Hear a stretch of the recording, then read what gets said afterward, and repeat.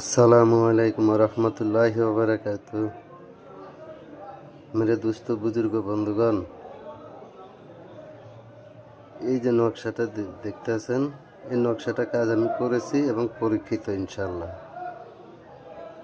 এটা হলো স্বামী স্ত্রীর জন্য, ঠিক আছে? যে স্বামী স্ত্রীকে ঘরে রেখে অথচ অন্য নারীর সাথে উঠা বসা করে, হ্যাঁ, রিলেশন রাখে, খারাপ দুশ্চরিত্র স্বামীকে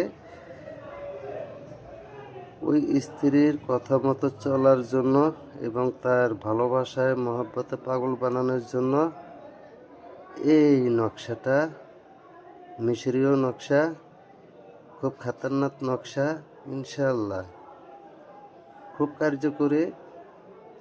এই নকশাটা আপনারা ব্যবহার করেন। আমি কাজ করেছি, আল্লাহ আমি রেজাল্ট পাইছি দ্রুত বেগে। এবং ওই বোন আমার জন্য দোয়া করে, নামাজ আদায় করে আমি বলেছি, বোন আমার জন্য দোয়া করো, ইনশাল্লাহ সে দোয়া করে। আমি চাই এইটা। তো যে বোনেরা কষ্টে আছেন এই ব্যাপারটা নিয়ে, অনেক কবিরাজ তান্ত্রিকের টাকা দেয়া মানে ঠকাইছে আপনাদেরকে, ওই বোনদেরকে এবং বলতেছে আমি আপনার জন্য এই নকশাটা আমি দিলাম মন থেকে। আপনারা কাজ করেন। এই নকশাটা লেখার নিয়ম, যে কোনো সাদা কাগজে লিখলে হবে।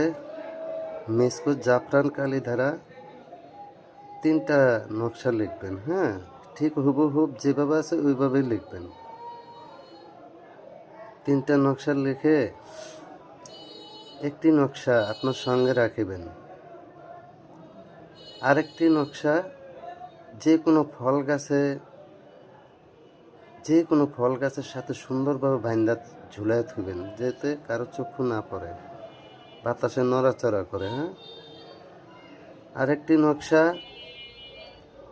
আটার গুলি বানায়া মিষ্টি ধারা, মানে যে কোনো মিষ্টি দেয়া একটা আটার গোল্লা বানাবেন। সেই গোল্লার ভিতরে এই তাবিজটা ভরে